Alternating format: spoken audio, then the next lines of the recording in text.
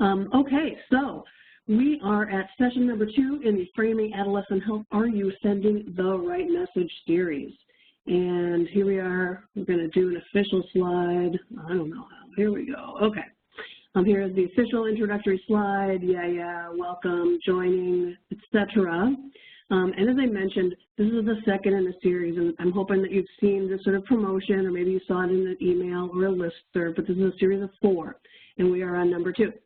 If you missed number 1, it was a little bit more depressing and dark than today's session, and that's why when you see in the red box content warning, the bottom line, because the bottom line when it comes to public health communications around adolescent health is that we've got some serious challenges.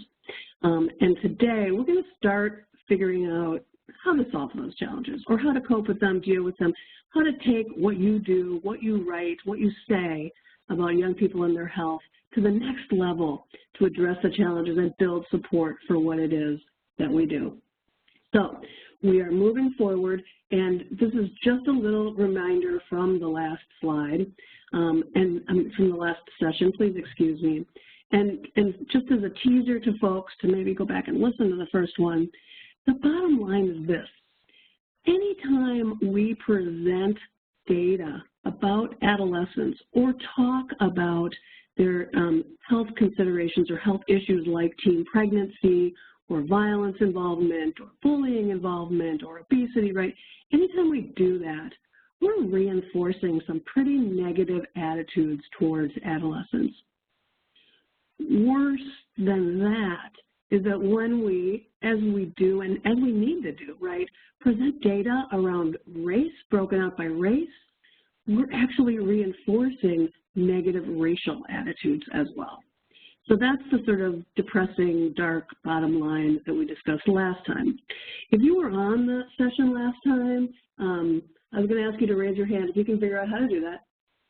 You can figure out how to raise your hand. But otherwise, if you did do it last time, these next few slides are things you've heard a little bit. So I would love it if you could put into the chat box anything that you remember or any reactions you've had or anything you've been thinking about since last time. It would be nice if it was positive and good news, but totally open, anything. All right, I can see that there are still audio people working stuff out, and again, my apologies, Debbie and folks. All right, so as you noticed, am Glynis Shea, and the woman in this ad for US West, I wonder if anybody remembers what US West is, that doesn't look like me, does it? And in fact, folks said, no, I don't have any children. And I'm in this ad because I got to work on this ad. My career started in the field of advertising. And I lived in San Francisco, and this was one of the ads that I got to help create. And it was at a time when the phone company, US West, was really interested in making sure that people loved them. Pretty much because they wanted to get some policy and legislation passed that would open up restrictions on them. So this ad was promoting all the awesome work that the phone company did. And when you do stuff like this in the advertising field, you have to use the name of a specific person that you can then point back to and go, no, we weren't talking about, Franny Jones. We weren't making it about you. It was about Glynis Shea. See, she works right here in the ad agency. But I thought you'd be amused to see this because just like with public health, sometimes the goal for when we're communicating isn't just to sell a product. It's to make people think about the company in a very specific way and or to change people's attitudes about a product in a very specific way. Funny, this is about Utah, and I just talked to somebody on Utah. Okay, so that's where I come from, and I spent the first 20 years of my career in and out of ad agency sort of situations. But now I work at the University of Minnesota on a bunch of grants, and you can see the logos on the bottom there. And yes, this is my provocation to my fellow competitors in the NCAA women's basketball tournament. Connecticut folks, cheering for you mostly, but really my heart is going to be with South Carolina after, if and when the Gophers lose. But at any rate, I'm a really big women's sports fan, so you're always going to have to put up with a little bit of women's sports promotion on these webinars. So thank you for tolerating that. Said I was in Minnesota, you saw my weather check, these grants that are down here, right? I sit in the medical school, in the Division of Adolescent Health and Medicine, and there's a bunch of us there that are not clinicians or researchers. We range from public health staff to youth workers to evaluators to advertising executives, and we work on these programs like the Prevention Research Center, that's the green thing, where we're doing prevention research around adolescent health and then disseminating and engaging with community to address issues. The other two logos, SARC and the Adolescent and Young Adult Health National Resource Center and the National Performance Measure 10, are all about a grant that I work on with Rena and my colleague Kristen Teipel, where we support anybody working on adolescent health across the country in public health departments. And this focus is on National Performance Measure 10. It is about increasing the well visit of adolescents and young adults to clinical care. So you should know right away that one of my sort of biases or focus is on systems and people that work in systems, and I'm much more familiar with state systems than local, so I'm looking for you all to jump in. Oh, I see some Gopher fans, awesome. And so today, those advertising skills, if with my work with folks doing adolescent health, is both a training that I'm doing today, which is my favorite thing to do, and then I make stuff too. What you're seeing here are some pieces, some very recent pieces, and then some older stuff that I've worked on to use these framing skills that we're going to talk about in my advertising background to make effective communications. So up on the left, you can see one for the well visit. We're trying to talk to parents about getting their young people in for the well visit. Below that is the chlamydia prevention plan for the state of Minnesota. This is my best example of how to do really good framing around sexual health and disparities. Up in the top right is something from a school climate study that my research friends conducted. This was a really cool project. We used our student survey data. Maybe you have YRBS. They calculated this awesome information.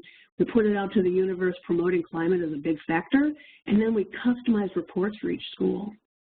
And then these last two are not entirely into the universe yet, and please forgive me for continuing to use this acronym TGNC, but my colleagues, because Minnesota adopted a question on our student survey about gender orientation, are able to actually quantify the number of young people that identify this way, which is a huge deal, right?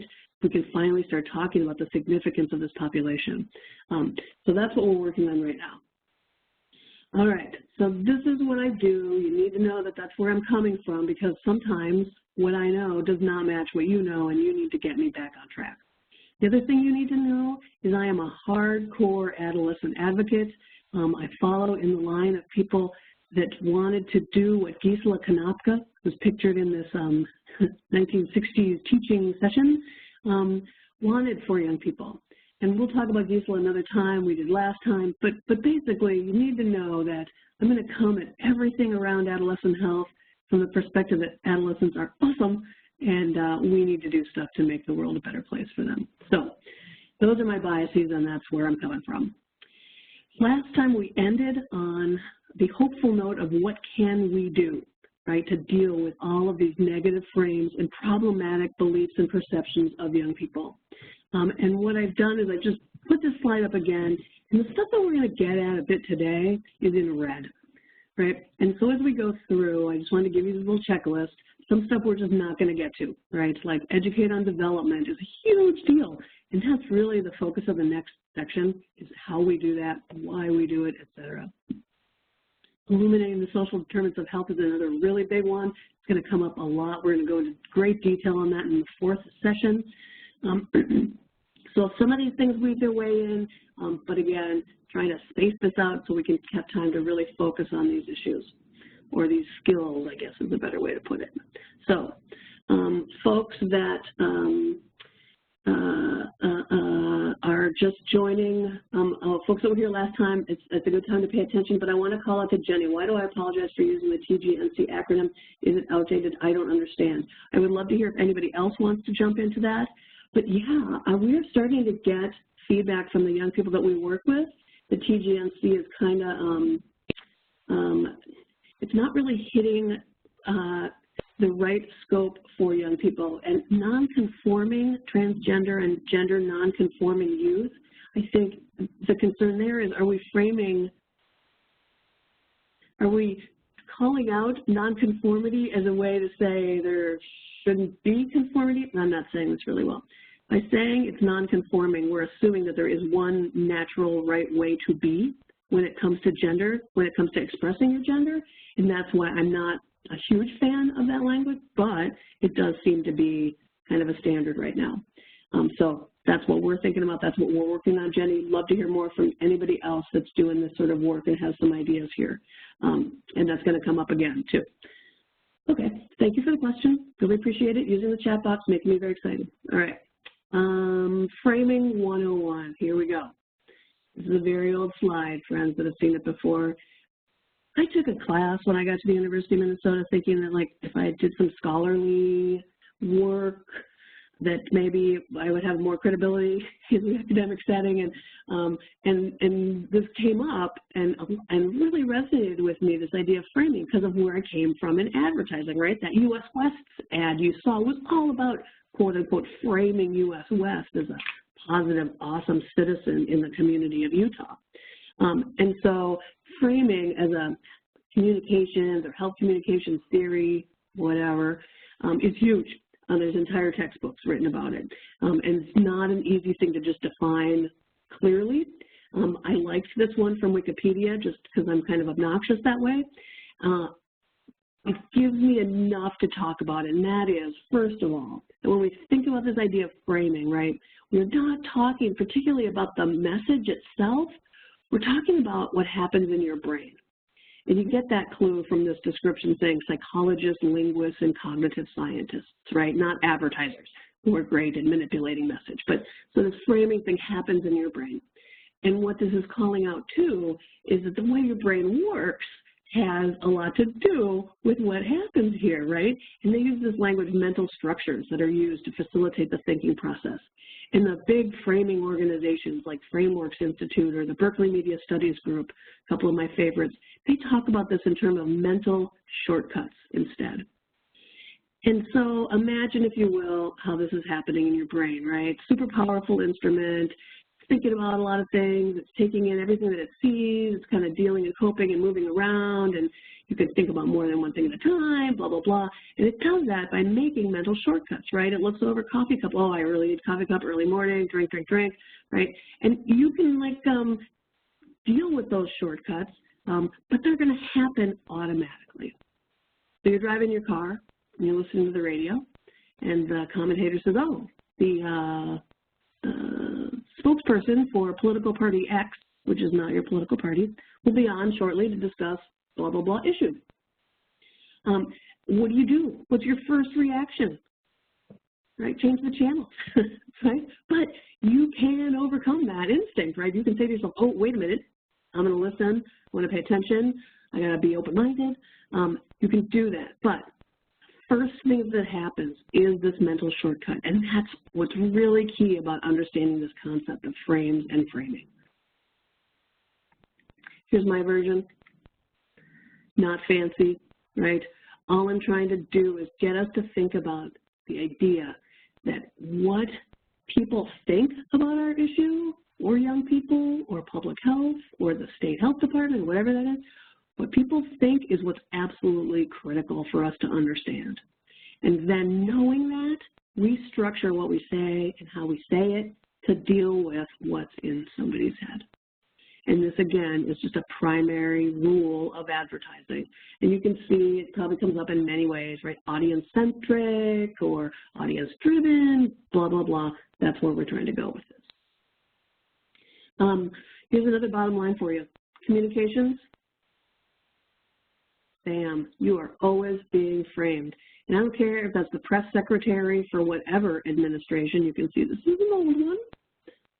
All advertising is framing. We called it positioning. That was the first thing that they had me read, was this treatise called Positioning. It's a battle for your mind. Does that make you feel good? Advertisers battling for your mind, okay? And are you getting a sense of how old I am by the cost of that computer right there? That did not include a monitor. And real geeky friends will notice the chip speed, ridiculous. Okay. And then finally, like thinking about the news, right? All news stories are framing content for you. And the question becomes like, how intentional is it And what does the framing of this do to how people perceive the news or the story?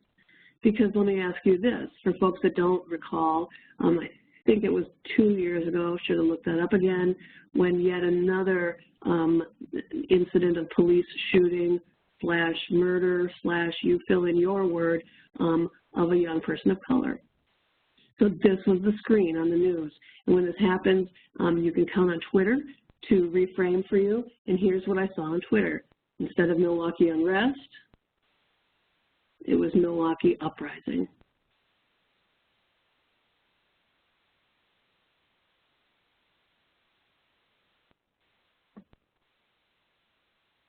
Question. Does it make a difference? Like, do you get a different sense of what happened with this versus this? Samantha says yes. Anybody want to take a stab at articulating what you get as the difference here? Absolutely different from Susan. And I'm going to just talk while somebody types in an answer or something that they're willing to float, but like there's a lot more going on besides the words in this image, right? I mean, the nature of those lights, seeing the paramilitary outfits on the police, right? The dark and the light coming through. Holly Billy says level of action. Interesting, thank you. And that is directionally what I'm trying to get at, and this is what Twitter was saying, is when you talk about this as an unrest, right, it seems to indicate that people doing the activism, right, is about those people. Those people are all up in arms, blah, blah, blah, versus uprising, which seems to imply that maybe there's something going on that they are responding to. When we look at all these things, unrest suggests militants, uprising suggests people have had enough. Yeah, exactly, thank you, Carol. A political movement or more positive connotation versus unrest, chaos. Oh, yes, Allison, yeah, really digging into it, right? I really think that that's kind of where it goes. One is more negative, absolutely. Feelings of unsteadiness versus control. Ooh, okay, advanced learners, this is awesome. Thank you. This is exactly where I was trying to go. And we can get into a debate, right, about which way these words go, and it might depend on our experiences or any of that sort of stuff, but this is what we're trying to get at today, is what we choose is going to have some impact like this. So how are we doing it, and are we doing it well? Here's Samantha, if you compare a similar story about looting, yes, exactly. This is exactly what we're talking about. So these words absolutely do matter. And Samantha's point, over and over and over again, we're going to see words like that, and it clusters a lot around race and around young people and around ability status and gender and sexual orientation and all of those things. So being attentive really matters. Here's another example, and this is an old standby. Folks who have heard this before, sorry. There's a very famous cognitive linguist named George Lakoff, and he worked at the Berkeley Media Studies Group. In fact, he founded it because he's very, very famous, and he is perceived by many as sort of the liberal, progressive framing guru. I suggest you, if you're into this sort of thing, go Google him on his attitudes about how we talk about our current administration. It's very political, and I don't want to alienate anybody. It's very interesting about how he's saying, you know, where should we be putting our attention when we have public conversations about these things? And his best and first example that's super political, right? Oh, cool. Somebody's doing something with, oh, that's neat, okay. Sad face when you owe taxes, happy face when you get a tax return, absolutely, and this guy does not look so happy. George Lakoff says the phrase tax relief frames the issue of taxes. And as a progressive liberal type, he is not in favor of the way it frames the issue of taxes. And why? I mean, you know, I'm a person that's kind of on that end of the political spectrum, but I'm also kind of in favor of a tax cut because that would be good. And the question becomes, well, what's being communicated here? And as Stacy said, you know, you owe taxes when you do tax return, right? There's some element of burden or hardship or something here.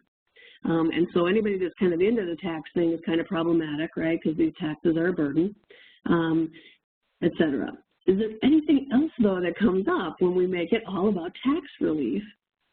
And this is where the frame metaphor gets really nice, because when we make the issue of taxes all about tax relief, we've framed it in such a way that we've eliminated discussion of what taxes pay for.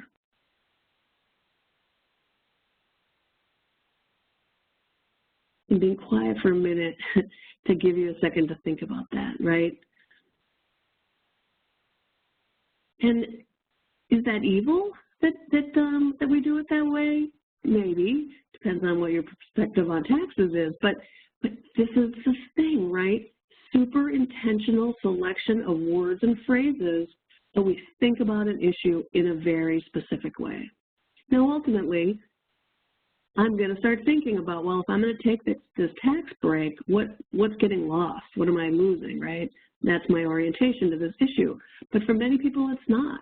And we're happy to sit in a little world thinking exclusively about tax relief. I'm loving all these comments. This is great. You're getting into this analysis of how things look and feel, so that's fabulous. More on that coming. So that's tax relief. Let's see. The other important framer that I want to talk about is a gentleman named, oh my gosh, why can't I think of his name all of a sudden? Frank Luntz. And he is a framer for the other political party. And there are a couple things that he has worked on. He was the original, here we go. He worked with the Reagan administration, and he created the Contract with America. And he turned the estate tax into the death tax.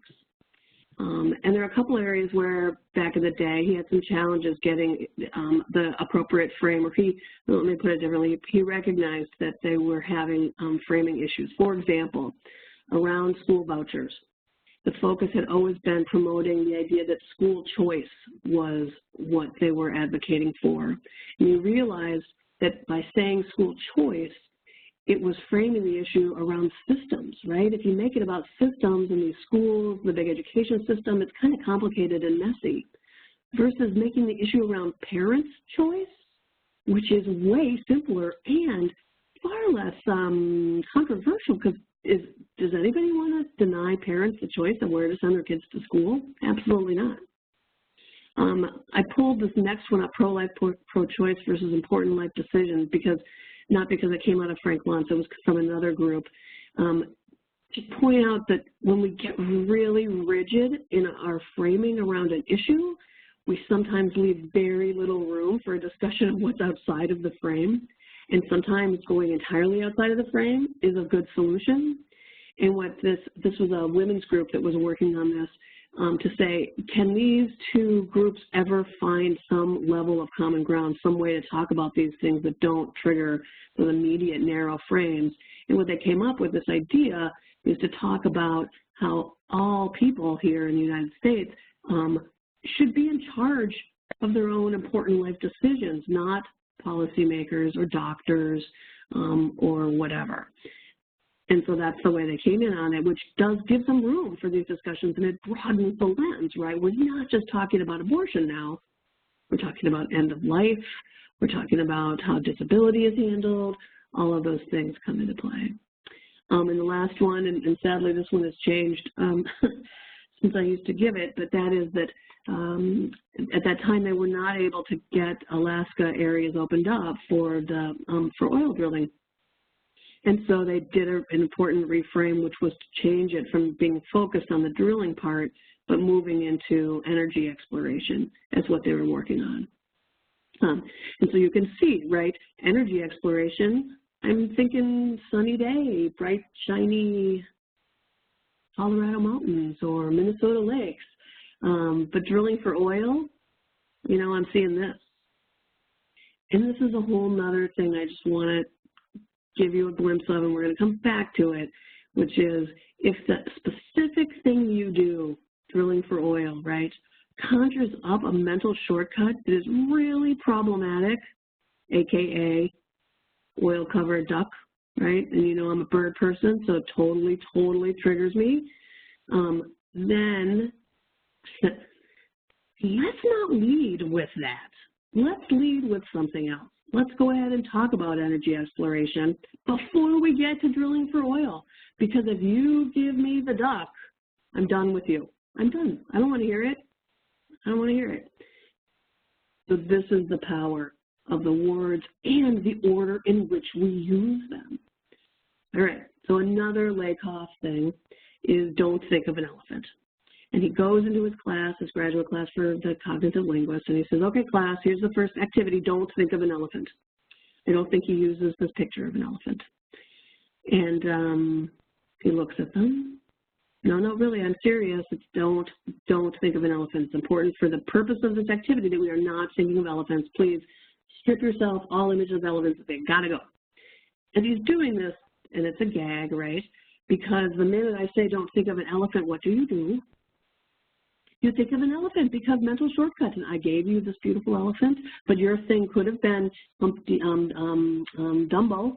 Your thing could have been elephants at the zoo. You could have been, you know, oh, circus elephants, so sad, right? Could have been any number of elephants, but when I say elephant, you are going to think elephant, even when I tell you not to think of the elephant.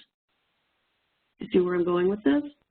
And he had a book that was called this Don't Think of an Elephant, Know Your Values and Frame the Debate. And again, this is a super political book. You can see through the subhead. I'm not recommending this for the politics, although if it's your kind of thing, you'll be interested. I just put this up here to make the point about these elephants because this is central to some of our issues.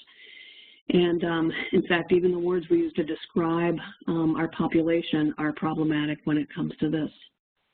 I now use the phrase elephant, and it makes me sad because I like elephants.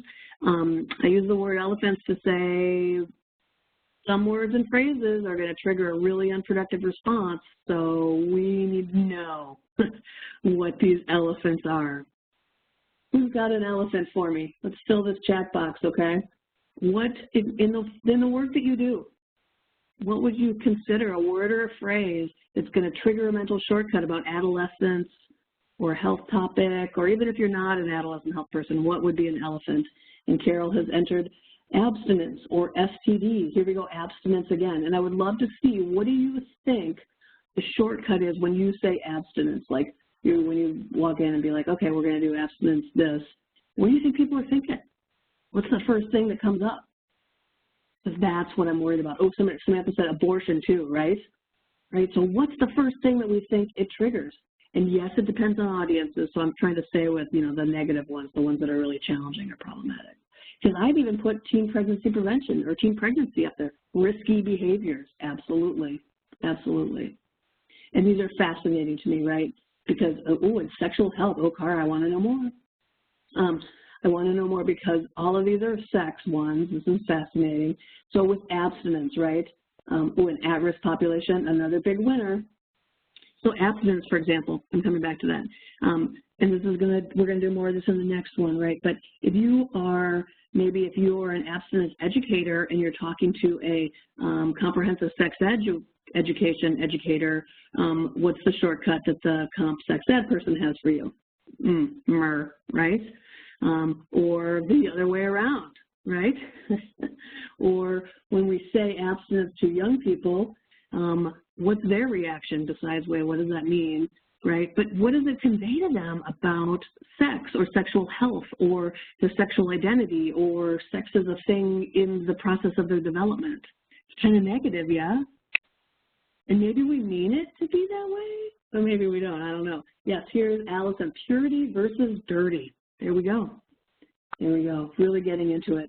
Sexual health equals being sexually active. Ooh, thank you, Cara. Right, so instead of people assuming, oh yes, sexual health is just another component of health, perhaps it gets turned into sort of a promiscuity or oh, the kids are having sex as opposed to thinking about it broader. I see some lovely snarky terms in here. Any of the 10 words that the CDC was told to ban, nice. That it is wrong, right? Absolutely. Opioids is another one too. I'm not as tapped into this one, but from what I hear, the way that we're referring to this epidemic is getting people thinking about it in sort of old style versions of drug epidemics as opposed to some of the things that you all know about it. So again, sex talk is also often gender specific to women, right on, everywhere, right? And abortion doesn't affect men. So this is excellent. And you all are really getting at some of the core framing issues that we're coming up against, right? So yay, advanced learners, there you go. I'm moving on now. Thank you for joining. The underlying one that we're all confronting all the time is that when we talk about health, or in fact most social issues, the first shortcut is always about what the individual is or isn't doing to be or stay healthy. So on some level, and this is weird, I know, and I'm kind of overusing the elephant thing at this point, but like health, unqualified is an elephant, because it's always going to be focused on the young people as the problem and the thing that changes, that needs to be changed.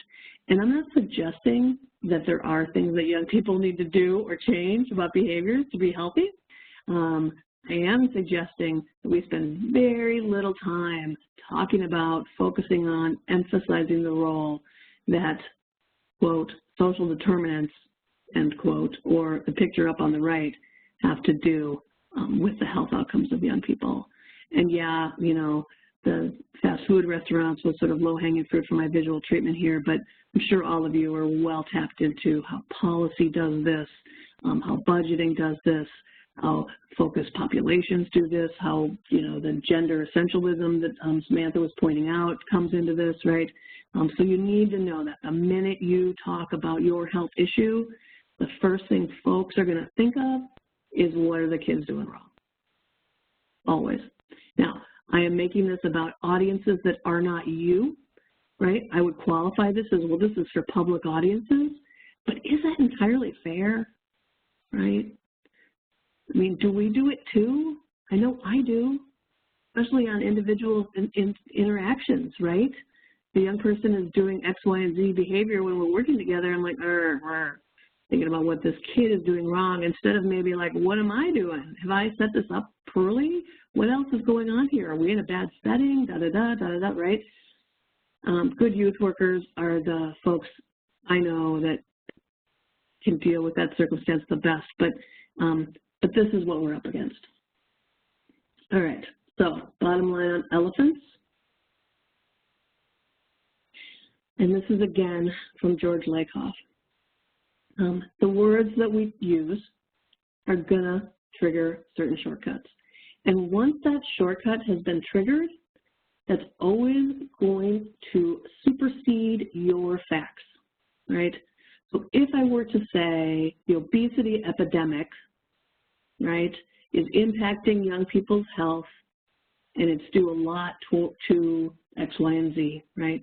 The simple fact that I've led with obesity epidemic in the context of young people is going to leave people thinking about how young people today are spending too much time on computers or video games, and not exercising, and not eating the right food, and this and that, and this and that, and this and that. And I'm going to have to work really hard to get them to think beyond just that point. Public health friends, researchers, any awesome reactions to the fact that your facts are maybe not as valuable as we thought they were? Reading Samantha's quote, we're predisposed to think negatively about adolescents because of how, oh yes. So media representations in our culture have a lot to do with how these shortcuts work.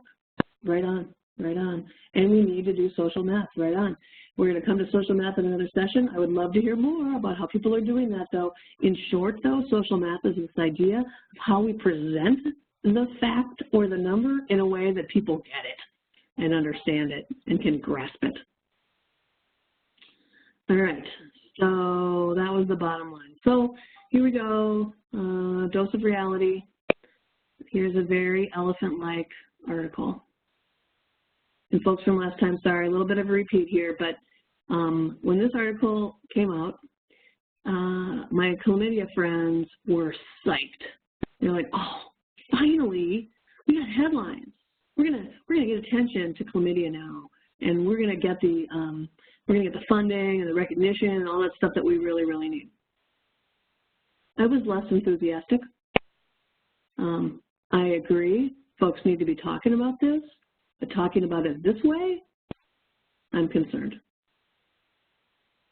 Now again, maybe if it didn't say alarming, right, and it wasn't this really deadly statistic, sorry, bad choice of words, this really compelling statistic of 1 in 4 right, or 1 and 2, maybe it would have been on the headline, and we need to get attention.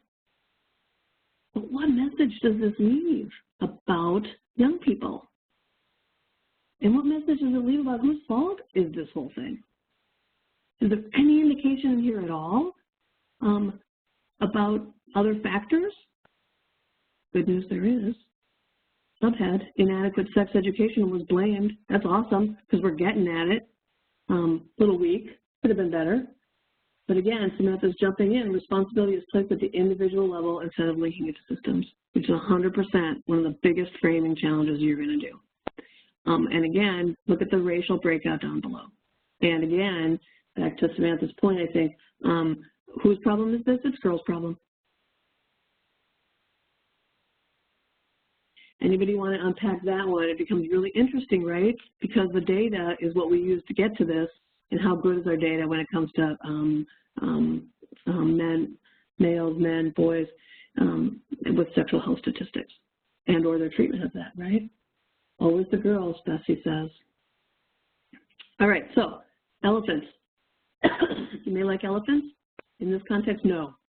So how do you deal with them? First off, you've got to be thinking about what's your goal. If your goal really is to get on the front page with your sexual health issue and all of this framing stuff is not that important, then you go right ahead and lead with an elephant, because you're probably going to get people's attention. And maybe that's okay to you. Not okay to me, but maybe that's okay. Biggest strategy for me is just to avoid them entirely, right? I really, really, really always try to avoid using risky youth, at-risk youth, risky behaviors, et cetera. And every time I see them, I call them out. So the other thing to do here is to, when you do see it, right, make a point, or if you do have a tendency to use them, do a whole song and dance around it, right? Adolescent risk behaviors can have a little call out that says, you know what? Risk behaviors are typical and necessary during adolescence. Adolescent development depends on new experiences and blah, blah, you know what I mean? You can make a whole big song and dance right around it to explain it and give it new context. And yeah, you already triggered the elephant, so it's a problem, but you get an educational opportunity as well. So that's why I say call them out and then maybe qualify them. Some folks wonder, can I reclaim it? You know, like, I don't know, insert example here, but the idea that if we don't like this phrase, can we, because it has negative associations, is there a way we can change it and change the way people think about it? And I'm kind of really sarcastic about this one, because like, well, if you're Coca-Cola and you have like $80 gazillion, maybe you can. Or if you have a super powerful community, right, that's very active, very visible, very vocal, maybe I would suggest like the LGBTQ community kind of reclaim queer, maybe. I don't know, maybe, but this is tough. So without big budgets or high numbers of activists, I really consider this suspect. And reject the frame, absolutely. So, second lesson, no surprise here. You are always framing, right? Anything that you put out there in terms of your program or your policies or your work is going to frame the issue for us. And I pulled most of these from presentations I do with academic fellows, just so you can see that even though we get to newspapers being problematic, or your public health materials or your website, right, this goes very, very deep. And it causes problems, right? Like my coworkers, their original studies around LGBTQ health issues continue to use this phrase, sexual minorities. And this was old. This was like 10 years ago where we were doing sexual minorities, and still we're struggling with what do we put in that paper, and that's why I brought up TGNC. So what do you do? What do you do with this? Like, first off, does anybody want to tackle why we shouldn't be using non-white, or why continuing to frame around minority status is problematic?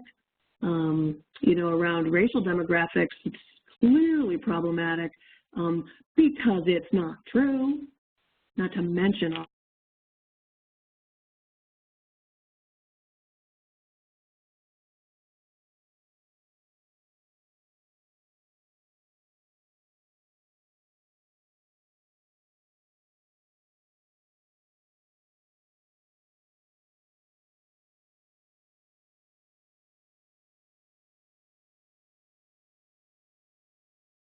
Losing audio. What have I done, Rena? Have I done anything? Uh-oh. Now you're back. Now I hear you. Lost audio. Okay, I'm back now. Thank you. Thank you all. I'm so appreciating this chat box. So appreciating you all. Okay. I wonder if my phone is being weird. I'm scrolling back up because I wanted to see if anybody had ideas about creates the sense of other, right, with minority, absolutely. Non-white centers whiteness as the default. Thank you, Malka. That is exactly what we're trying to get to here, right, is when we pick words like these, we are defining the standard and reinforcing it every time we use the word. Huge, huge. Okay. Now I feel like the audio is going in and out here. Oh, Carol, everybody, I am so sorry. I don't know what's going on. Call back in, they can hear me. Maybe I'm not close enough to my phone. It's been fine since the glitch. Okay. Keep calling me out, you all. Hi, everyone. I'm not sure what the sound issue is. I don't know. All right. Use the code under event info. It's been fine. Okay. Good deal. I'm just going to pause for a moment and see if we can figure this out. Glynis? What do we got? If you can hear me, we cannot hear you. It looks like you're still talking, but you're not muted. Are people able to strip this language? Are you able to get away from it? Do you possibly have a mute function on your headset or keyboard that might have gotten tapped? Uh-oh. Still sound issues. Kristen is talking. I don't hear Kristen. I'm pausing. I'm taking a pause.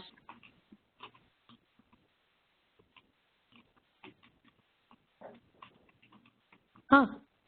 We can hear Glynis, Kristen, but maybe you can't. I can hear Glynis and Kristen. Yeah, I do not hear Kristen. How funny is that? Huh, hold on a minute. I don't know. All right, this is very exciting. This is very exciting. I heard Rena for a minute. Okay, I'm going to keep talking, and again, my apologies. We kind of lost some budget, and that's why we're having to use the phone system this way.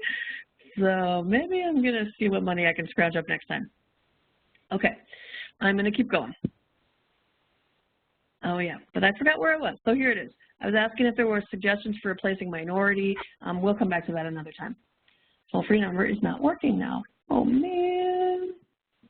No, Kristen. Hi, everyone. We're still working on the audio issue, if you can hear me speaking.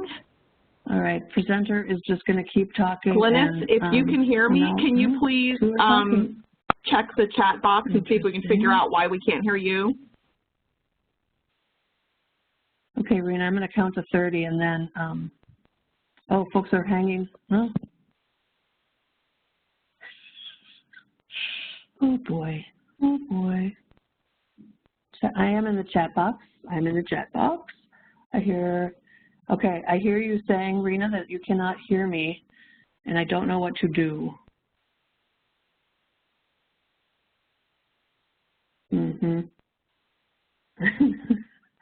I want a screenshot of this. I feel like we're on that Verizon commercial or something like that. All right, well, I'm going to keep talking. I'm very sorry again. How many times have I said that? Ugh, gross. Okay, so we've established that the words we choose are problematic, and we got to be really conscientious, careful of it.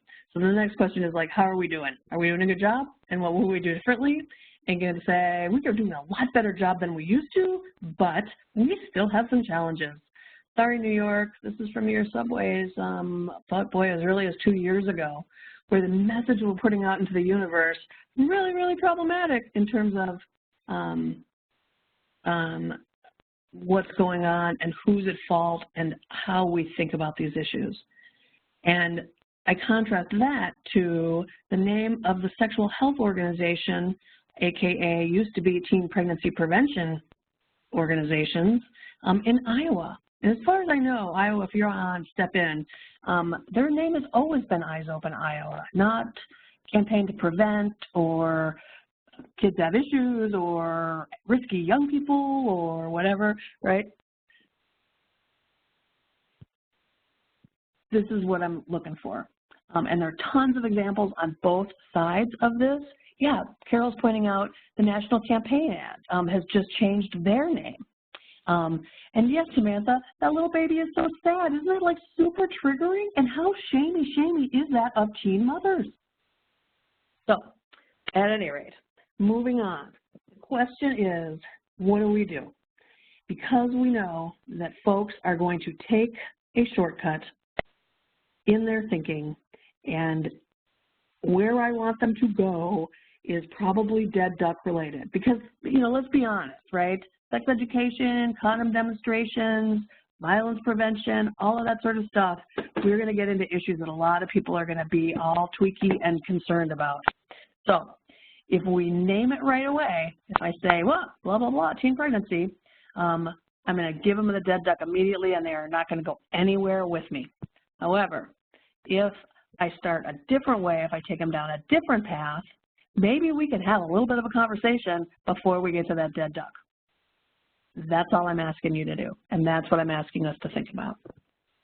So there's a bunch of research that will inform how we do this, and I've mentioned a couple of the cognitive linguists or the message framing people like Frank Luntz, but here's a big, long list of the organizations, and the citations note, the citations that you can download at the end are going to give you links and all the projects that they've done and all this stuff. This is exactly what ad research looked like.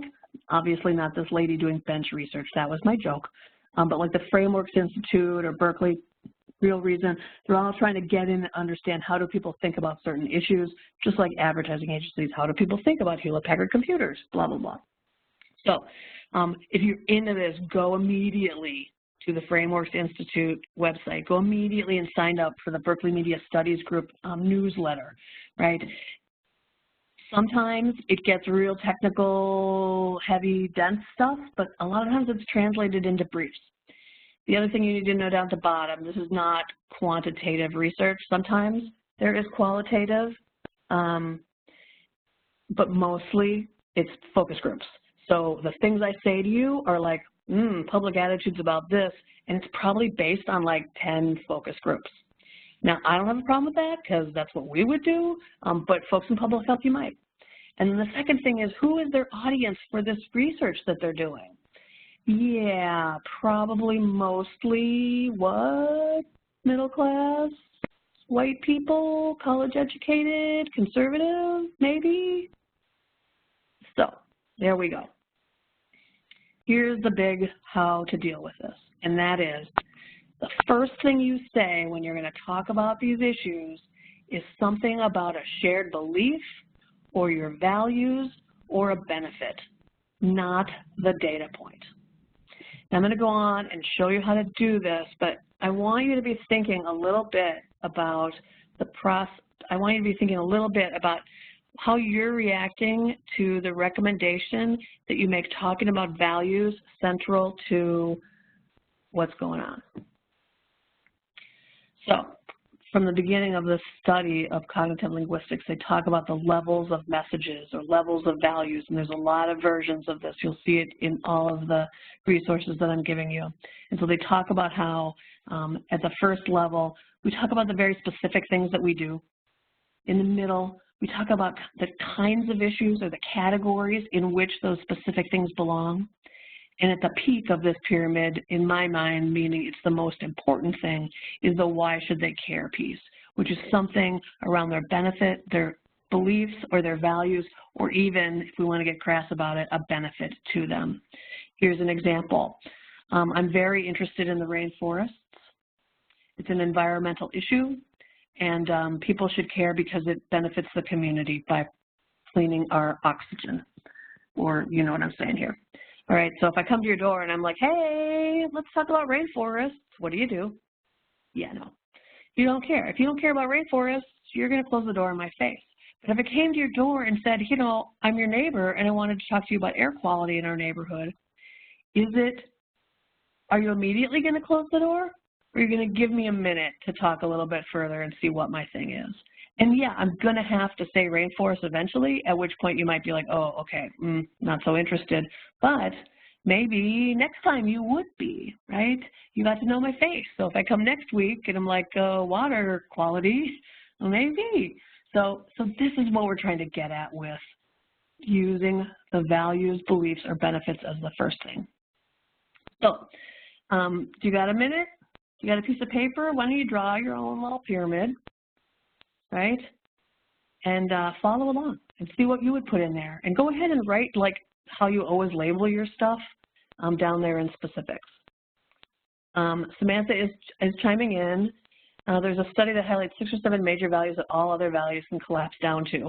These values mean something different to you depending on your political views. For example, loyalty is the strongest value to a conservative, where fairness is the greatest for liberals. Absolutely. And Samantha's kind of jumping to a point which is important, which is to say all values don't work for all audiences, and all values don't work for all issues. And so while there is that concern, I'm looking at Rena still can't hear me, Kristen still can't hear me, so that's cracking me up right now. How do we line them up? And that's again where these research organizations come in, and they will come back and tell us you can't use fairness here, or you can't use whatever here. So very, very useful, and thank you, Samantha. All right, so stay with me here. We're going to go through this very, very quickly. Here's a traditional teen pregnancy one, right? The shared belief is that everybody values preventing teen pregnancy, and that's compelling, and that's not elephant-like at all. And so to prevent it, we need to do things like sex education, and I specifically work on the teen outreach program. So knowing or believing that preventing teen pregnancy is kind of elephant-like, can we switch this? Can we flip it? And the first device that you need to think about is how do you push that down so that the shared belief or value at the top is something that does resonate with the other people. So somebody who is like, teen pregnancy, girls, bad, I don't like it, right, may respond better to, you know, I think you and I are in agreement that we want to make sure that young people have the opportunity to stay healthy, right? And because of that, that's why I'm so invested in preventing teen pregnancy. You see what I did there? See how the drilling for oil thing did that there, right? Same thing, I'm just pushing my stuff down. In fact, you can push so far that maybe your really specific thing falls off, like teen outreach program just fell off of the pyramid there. So I'm pushing it down even further. And instead of making it about healthy young people, because I'm like entirely believing that everybody thinks that other people's children are something they care about, maybe not. So I'm going to push it down and further and say, you know what, where you and I really come to agreement is that making sure that Minneapolis is an awesome place to live and is strong and vibrant and has great shops and restaurants and nature and water or whatever, right? And if we want this community to be strong, that means making sure that the young people who are our next generation of it are strong, and that's why sex education. All right, so I push it down. Could we push it even further? Oh no, I'm going to go somewhere else. Here's another way to look at it. So that was the pushing it down strategy. Another way is to mess with the categories in there. Right? Like we might think that sex education just naturally belongs into the teen pregnancy area, but are there other things we could put, right? Like maybe sex education is really about promoting adolescent sexual health.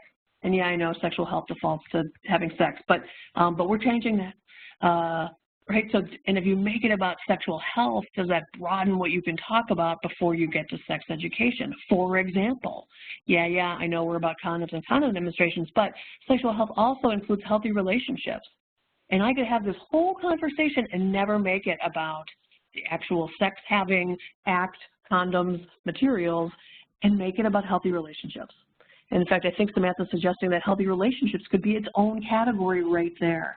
I put that. Oh, the other one I put in here is maybe we want to think about the category in which sex education belongs as preparing young people for their role as citizens, or their role as voters, or their role as employees, or whatever it is, or their role solving gun policy. I don't know.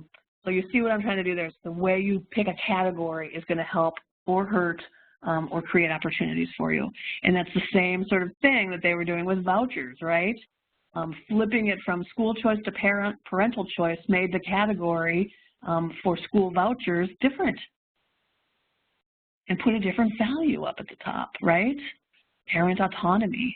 Ooh, what American's going to dismiss that parents are in charge of young people? I know it's totally gross, but that is the way it resonates. The other one, obviously, and Samantha's ahead of us all on this one, is considering your audience, right? What works for who? So here's what I try to do is I start shifting how I state my values or how I align throughout this pyramid based on who I'm talking to and what they care about. So if vibrant community is something that might work for a policymaker or a neighbor or a candidate or a faith leader, making a focus on their own community, aka congregation, brings it into a different realm, right?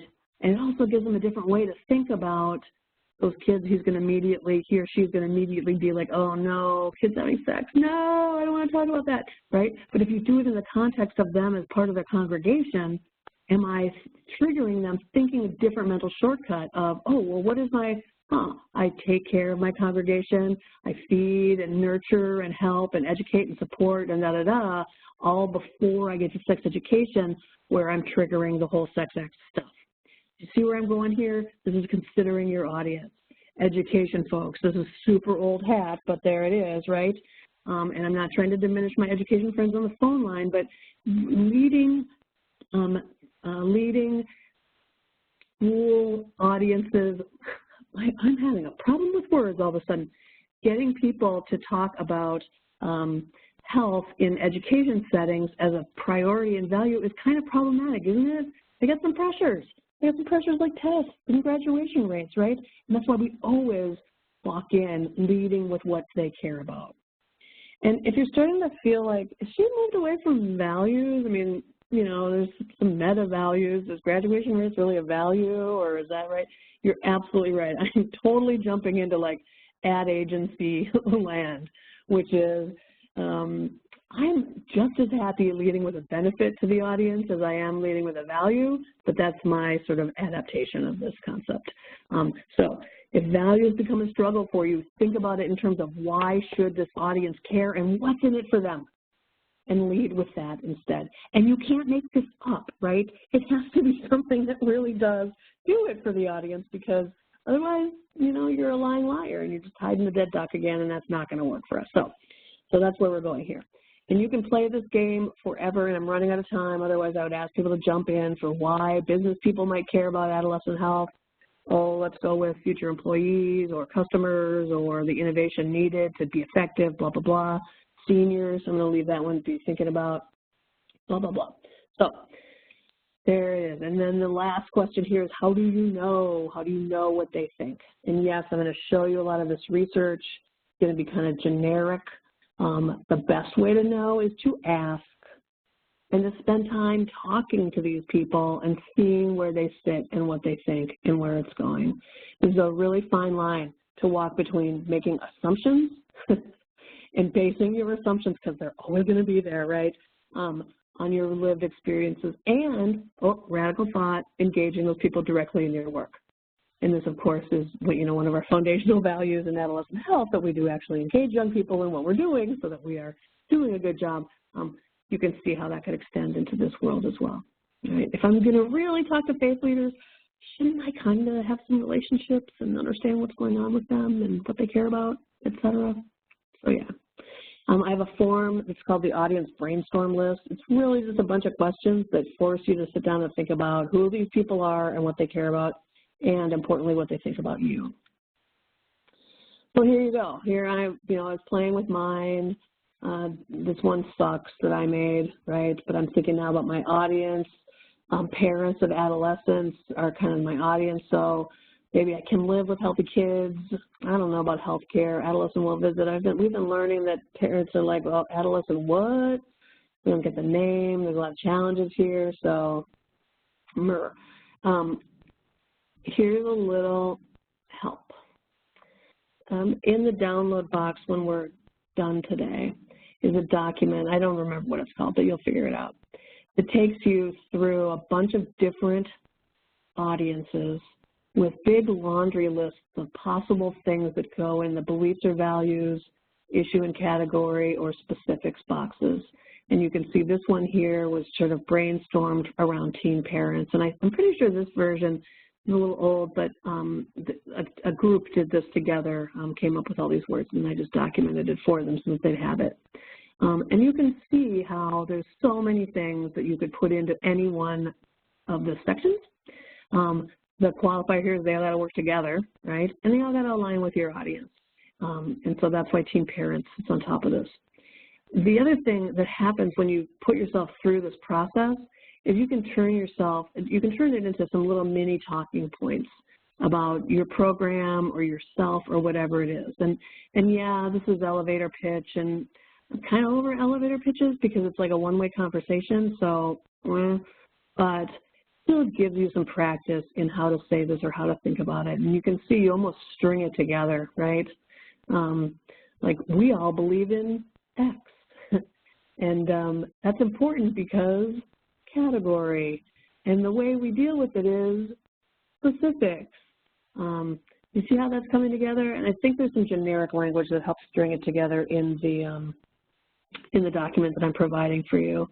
And the one that I wrote here was kind of where I'm at with the well visit itself, you know. And if I'm talking to parents, I think talking to them about how attention to their young people's health today is going to help them prevent problems later. There's a lot that could go here. Good parenting is one that we've talked about a lot, right? Parents aspire to be good parents, so could that be the shared belief? The category for everything adolescent in my world is about adolescent development, unless I'm trying to deal with health equity and disparities, which makes it a little bit different. But educating on development or supporting adolescent development is always going to be the category for me. We're going to go into detail on that next time. And then the specifics is taking charge of their health every year. So that's my version. Homework, go for it. Get your message pyramid on, your values pyramid. And I change the name of it every time I say it, so there we go. All right, so that is learning point take home number 1.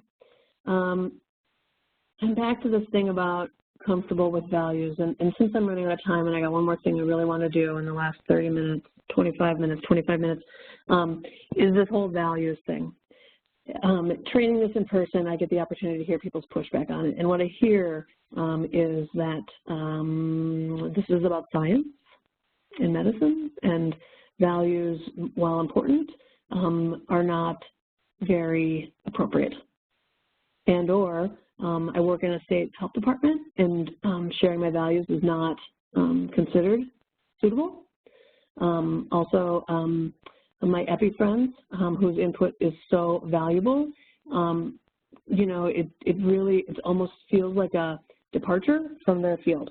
So these are the things that we need to grapple with as we think about moving into these values statements here. And as Samantha said earlier, this starts to smack of politics. I believe we can do it without going there.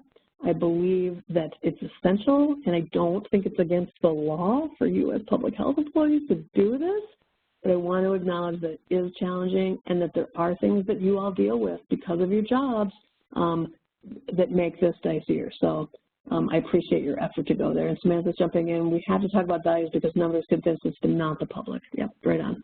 And that's totally my rationale for it as well. The other part of it is that, you know, when we think about it for a little while, values undergird every single thing that we're doing. Do you know what I mean? Like, I kind of think you wouldn't be in this field if you didn't hold on to this and feel real passionately about those values. So there we go. All right. And here's another nod to Samantha. This is from a 4th webinar series about equity and diversity, right? And that is when they did the research trying to find what value could hold up when we were talking about health disparities. What they found is fairness, which is one of those core values, right, for Americans. It worked really well if you made it in the context about places and communities as opposed to specifics around race and ethnicities. And the language that they have in that box down there is direct from the Frameworks Institute, and how they framed it. Certain communities are struggling because they aren't given a fair chance to get in good shape. And by sort of homogenizing communities, or you're triggering a thought around places instead of race and ethnicity, it doesn't trigger as problematic mental shortcuts. Now, that is hugely nauseating and exactly what they said. So hold on to this thought. We're going to process that more in the 4th session. And look at Samantha's got a resource for us up there too. Awesome. All right. So here's the last thing I wanted to do. And again, I'm going to have to go through this fairly quickly, but another good way to get into this understanding and being really facile with this framing concept and how things are being framed is to analyze the communications materials you see. A more detailed communications materials assessment form is going to be in the Dropbox or the download window when we're done. But just for the sake of today, and there's more on this that we'll be doing in the next 2 sessions, right? Just for the sake of today, here's the questions that I think about that I want us to focus on as we look at this website. Who's the audience? What were the people that made this thing trying to do, AKA what's the goal? Like, in the 3rd bullet, what's the one thing this is about, right? Usually it's a problem or an issue or a focus area. I also tried to detangle what does this piece make me think is the cause of the problem, aka whose fault is it? I'm also always looking for elephants. Sometimes they're harder to see. And then finally, because of what we've been talking about today, since knowing that values and benefits are like the clearest framing strategy, are there any in there? And then where are they, right? Because I would like them to be right away. So I've been doing this analysis for a really long time, and I've been contrasting this Minnesota Adolescent Health Report to the Centers for Disease Control, largely because I got to work on the Minnesota Adolescent Sexual Health Report, so a lot of the recommendations were in there. And yeah, this has become like this big criticism of the CDC's website, which I'm not intending it to be. I'm really just trying to make this about the conversation. And the CDC is actually working on making these things a little bit more framed, so I'm going to call that out as well. So first up, this is the old version, which I had many, many issues with, and I'm going to skip over it, but I'm just going to put it up here so you can see a distinction with where it is right now. So this is the old page. It's about 5 years old. And when you go there now, if you go in through the Division of Reproductive Health area, it's also listed under dash, but for now, this is the reproductive health area. This is your landing screen. And so I look at a landing screen like this. I'm like, nice pictures of young people, diversity. I scan, I read the headings. There's an about section, duh. Interesting social determinants. That seems like it's trying to get away from just individuals. Okay, we've got who's it for, projects and initiatives, different audiences listed on this front page, and then a lot of tools and stuff. This is cueing me into like what's it for, what's it being used for, and who's it for. Here's the straight up, when you click on the about page, here's the intro area. Okay, teen pregnancy, we're leading with the elephant. We got a lot of stats, data points, data points, data points. Although the reasons for the declines are not clear, okay, well here, maybe they're going to tell me what the problem is, or who the solution is, or who did it. Okay, industrialized nations, interesting. And then look at that little icon-y thing. That's kind of interesting. And then, look at the navigation to the left. That social determinant thing is back up. And disparities words, those are there a couple times. Okay, the dreaded chart, always here, right? And then followed by some text on disparities. Nothing surprising here. Nothing surprising here. Disparities in teen birth rates. By the way, I'm doing this as a scanning activity with you all right now, right? Here's the status of the birth rates. Okay, disparities 2 times higher. Yep, it's race. It's geography. Some states, so sometimes it's counties. Look at this next paragraph, less favorable socioeconomic conditions. Look at this. We're moving it away from the individual. And then to improve life opportunities, there's the opportunity words. Okay, so that's what the CDC is going to do, right? CDC is going to use this data. All right, then we're leading with prevention. That's nice, got a little value tone right there, right? Teen pregnancy, substantial. Okay, so this is why should we care? Social and economic costs. Oh, boy. Bullet Teen pregnancy is expensive and has bad outcomes. Ooh, they're dropouts and they've messed up the entire lives of their kids. So we're back at the New York subway ad. Anybody want to take exception to the last two sentences? Those effects continue for the teen mother and child, even adjusting for those factors that increase the teenager's risk for pregnancy, such as growing up in poverty, having parents with low levels of education, growing up in a single-parent family, and having poor performance in schools. I'm kind of thinking there's research that contests that, but that's not the focus for today. And then here's the last paragraph. Okay, CDC, is this a priority? All right, it's a winnable battle. They're focused on it. We've got these programs. We've got evaluation. Oh, look at evidence-based. Okay. Oh, look at, we're pulling in some broader functions here, prevention programs, but they need access to these things, need support from parents. Oh, look, we got healthy relationships in here, and we got community level. Also, look, we got some ecological, we got some, social determinants in here as well. Okay, so that's my scan. I'm going to go through now and just see where you are pulling out what I'm seeing, what you're seeing is how through this analysis, right? And if as I'm talking about this, you think you've got an answer or you think I'm wrong, please put it into the chat window and do not hesitate to push back, but also put a reason in there so I don't have to ask you, okay? All right, so who is the audience for this? Well, they give you a tip right here because they're showing us that we got parents and guardians, we got teens, we got healthcare providers. Why isn't public health on this list? Is this for you? Who's been saying lots of audiences, and I 100% agree. I don't know that it's clear who this is for. I'd rule out like scientists, because not, geeky enough. Sorry, I'm saying that with love. It's not, is it technical enough for you all as public health professionals? If I went into vital signs, maybe people shopping for teen pregnancy prevention programs or generic. I don't know. It's a lot, and I don't think it's really, really narrow. But if we jumped in through one of those portals, maybe it would be more clear. So then I get to this page, and I start immediately to understand that I would disqualify public health people again because I don't think this is enough data for you.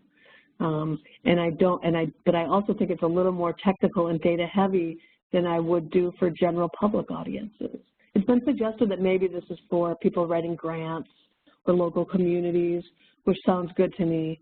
But you're seeing right away the first problem, and that's what Susan said is, if we're trying to talk to many audiences, somebody is going to get left behind, or we're going to pick a frame that works for one but not others, or we're going to make it really data heavy and neglect the framing elements that some of the other audiences need. So this is what's concerning. The other thing here is that even though it's under the heading of reproductive health, right, teen pregnancy is the issue. And as we know, it is an elephant. More on that, but I think you're going with me. Push back if you're not buying that one still. So teen pregnancy is the issue. It is the focus. And who causes the problem? I would argue, and we're going to see this throughout, that it's teens' fault. That's what we see with most of the data. There's pieces where it doesn't, and so we'll look at those. But mostly it's teens, and then because it's labeled as, because the data provided is for girls and women, it's gendered, the problem. I said that this was an elephant. Are values and benefits included and where? So I know this sounds ridiculous, but that little logo thing, adolescent reproductive health, healthy teens, healthy communities, there's a little bit of a value in there or a little bit of a benefit in there. And I know it's not a lot, but for this, for the CDC's version of this, where, the basis is data, right? I think that this is significant. How would I fix this particular example? So the inclusion of that little visual is the beginning of a fix, I think, right? Because they're tying in a why we should care, or what's the relationship between this issue and the other things that the world cares about. So if it were me, the very first thing about teen pregnancy would be, why should we care? And what does that mean? Before I get to the data points. That's the very first thing I would have. So maybe I would put that, maybe I would put that little logo with a description of why those things are tied together, and then put the data back there down below. They led with data on access to clinics and said, oh, Susan, you know I like that a lot, right? The other thing I would do differently here is the reasons for decline are not clear. Evidence suggests that they're due to teens abstaining, teens are sexually active, using birth control. That sounds like really Victoria's win, like young people are awesome, look what they're doing, it's fabulous. I would have been a little bit more celebratory in my tone. Again, I'm not the CDC. And again, can you see how I'm trying to give room for the CDC to be what the CDC is? I'm criticizing it. I still don't know, and I push to you to say, is this their role, right? Should they be jumping through these hoops to frame this or not? I don't know. I have an opinion, and then the other value I think that's put in here is the industrialized nations, right? Putting a little bit, hey, Americans, we're awesome. What do you mean? We should do better, right? We're not on the bottom of the list. We should be doing great here. So I think that's getting at it as well. Okay, and yes, I would have put more reasons for declines. I would have put stuff in about systemic things like access to clinics, et cetera. All right, so now we are at the dreaded chart again. And what am I trying to get at for you here? Reinforcement of who the problem is. Can you see where I'm going with that, right? And how it really puts the lens on race. And here we get to another challenging issue, right? Communities of color fought for years to get data collected specific to their communities. And yet presenting it in this context, I'm suggesting, is problematic because it's reinforcing perceptions, prejudicial and racist perceptions. So what do you do about that? What I would propose is that we don't let charts like this sit alone without some sort of context. And by context, I don't mean restating the data in the text, which is what happens next here. I mean putting something in there that either is emphasizing the progress in these communities and or highlighting what a social determinant is and or GASP, calling out how racial prejudice is impacting young people or how geographic distribution is impacting young people. You see where I'm trying to go. The disparities in birth rates section here is largely, again, restatement of the statistics, but you start to see in the second paragraph, second from the bottom, here we are pulling out the socioeconomic conditions, education, et cetera. Sadly, they're putting it into the teen's family, right? And reframed, we could say things like the country's or the state's economic circumstances or the state's ability to provide quality education, right, or a livable wage. We could do it that way. It's saying kind of the same thing, but it's making the finger point, the blaming deal, at society, systems, community, as opposed to just kids or their crappy parents. I would change, I like how they use the term child welfare systems, and then they drop it with foster care. Young women living in foster care gives a little bit of agency to the women as if making the choice to live in foster care, as opposed to having to be in the system of foster care. See where I'm going with that one? All right, I got to jump into Samantha's point. I don't think it's a huge problem that, I think it's a huge problem that Master's Public Health programs don't require an advocacy framing course. You're taught forever how to talk and present evidence in a scientific way. However, the public doesn't know this jargon. It hurts our end goals. 100%. And Samantha and everybody, like unpacking the role that your discipline or your education frames what's important or not is a whole nother beast, isn't it? Because again, like you are scientists and it is about medical stuff. So yeah, the data and evidence is critical, but so is this other work as well. And why is it the way it is and how do we change it? Yeah, I love those conversations and I totally 100% agree with you. Okay, back to this analysis here, improving the life opportunities. How about this last sentence? How about this is the headline, to improve the life opportunities of adolescents facing significant health disparities? Okay, sounds like we just didn't want to say race. and to have the greatest impact on overall U.S. teen birth rates, CDC uses data to inform and direct interventions and resources to areas with the greatest needs. Again, that's really explicit. I love to see that in there. And why isn't it earlier? All right. So this is the other thing that I think could go up front. Besides the why does this matter, right? How does this contribute to community awesomeness?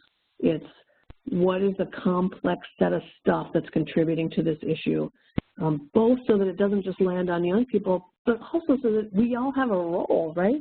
I mean, I know it sounds corny, but, right, how we perform our gender and how we talk about sex or sexual activity and all that stuff, that's all shaping the norms around these things. So there's a role that everybody could play, and why not put that out there as well? Okay, the importance of prevention. Frameworks Institute considers prevention to be one of those values that people, Americans at least, really buy into. So here we have another awesome value as a subhead, so that's a bit stronger. But then we have a whole list of why we should care. And how do you feel about these why we should care points? And it's a big herd of elephants, a big herd of elephants. All of this stuff is true. Yes, you'd know this better than me. All of this stuff is true. And at the same time, the way it's presented is pointing the finger at young people and making it doom and gloom about their role and their engagement, their participation, and what they can actually do. Is it possible to fix this? 100%. 100%. Let's take the first one, $9.4 billion in costs to U.S. taxpayers because teen pregnancy and childbirth accounted for it. Now, this isn't as bad as it could be if it said teens having babies accounts for this. That's like the worst possible one, right? This is backed off a teeny, teeny bit. But can you fix it? Right? As Carol's saying, it's put the fault on the teen. Can you fix the sentence so the fault lies on, oh, I don't know, U.S. taxpayers? Right? Could we flip it to say, our lack of investment in young people accounts for $9.4 billion in costs to U.S. taxpayers related to teen pregnancy and childbirth, or whatever it is. Do you see what I'm saying? All I'm looking is to flip it, that we see the systemic role first. How about dropout rates, right?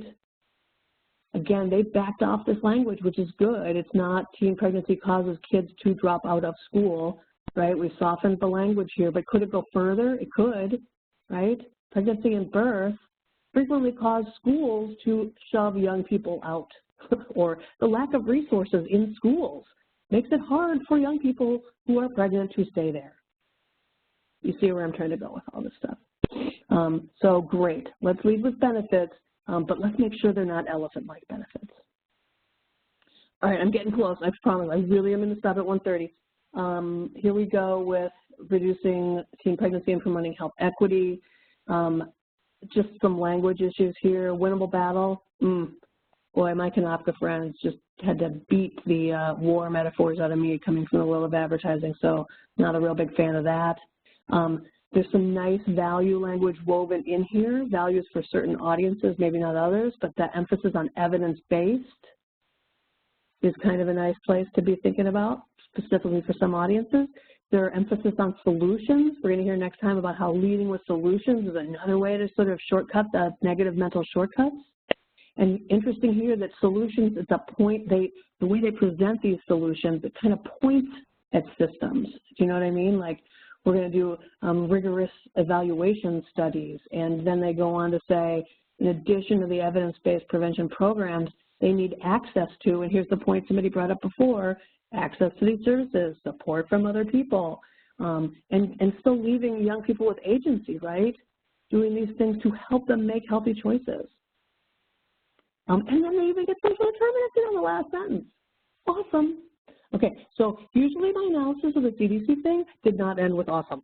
So clearly I have not been paying enough attention. And it's not, you know, you've heard me talk about all the things that I can improve here, but directionally, right on. So you do this now, right? Take this form that I'm going to give you, or take this short version of it, or pick out the things that seem relevant to you, right? And do this with something that you have created. Maybe do it over lunch with some friends. I don't know. or pick apart somebody else's website. Totally your call. It's a really good activity to make you super critical in reading what you're going to read and start looking for those elephants, because the more you practice looking for them, guess what, you're going to see way more and more of them. And that's going to set us up really nicely for next time, where, again, we're going to dig deeper into the whys of some of those things and get super concrete about how we might change and shift the actual language and do a lot of education around adolescent development. So, woohoo! I got through all the content. I never, ever do that. So, yes, and Samantha has another interesting note in here. Prevention data can be helpful when things get political, right? Our program increased the number of baby-born testing. There you go. Yep, absolutely. And still they might wait, you know, their perspectives on your data, but it's certainly getting us in the right direction, because we have no clear, easy, simple answers. And the tension is always going to be there between we do public health, we're about evidence and data, and we're also about values. So, again, my apologies for the technology disruption. We will make it better next time. I'm so thrilled that I got this chance to do this with you today. Next time is March 27th. We are going to dig into adolescents specifically and sex. We're going to do a little more analysis, and we're going to practice some talking points, how to shift the frame when people get all nasty about teens, or people ask the wrong questions about sex. And yeah, so I'm really excited, looking forward